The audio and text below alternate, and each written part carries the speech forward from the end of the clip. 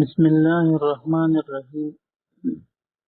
عزتمندو مونږ به نن تاسو ته د ملازمت یعنې نوکرۍ دپاره یو مجرب عمل ښایو چې دا ډېر بهترین او مجرب عمل دی. عمل داسې دی چې صورت ضحا عاملینو ډېر پر اثر لیکلی دي چې په دې کې 9 مقامات دي او په دې 9 مقاماتو کې 9 کافونه دي. نو د سحر د لمونځ نه وروسته په هغه ځای باندې به کښېنې او سورت ضحا په دې طریقه باندې شروع کړي چې کوم ځای کې کاف راځي نو هلته به ته 9 کرته یا کریم ووایې.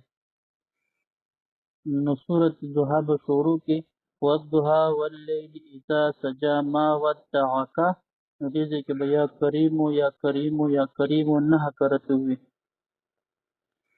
بیا به چې کوم دی ربک، نو دغه ځای کې به یا کریمو یا کریمو 9 کرته ووایي.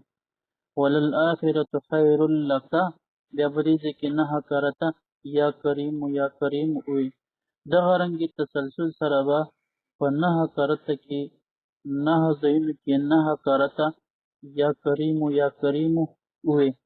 دا عمل به د 9 ورځو پورې کې او که د 9 ورځو نه چې تا ته ملازمت وغیره میلاو نه شو نو دا عمل به بیا ته نور هم لږ زیات کړي، د دې په ډبل باندې به کړي. نو د 9 ورځو نه به 18 ورځو ته وړي، نو بیا به دا 18 ورځې دا کې. او که چېرته 18 ورځو ته دا عمل ته وکړي او بیا هم درته میلاو نه شو ملازمت، نو بیا به یې ته 20 ورځې وکړي. نو دغسې تسلسل به جاري ساتي تر هغه وخته پورې به کې تر څو پورې چې تا ته ملازمت و نوکري نه میلاو شوي. ډېر بهترین عمل دی. په 13مه سپاره کې دا صورت موجود دی او ډېر وړوکی صورت دی. نو کوم ملګري چې وایي موږ ته د ملازمت نوکري میلاو شي نو هغوی دې دا عمل شروع کړي. انشاءالله الله جل شانه به د دې عمل په برکت سره دوی ته نوکري او ملازمت ورکړي.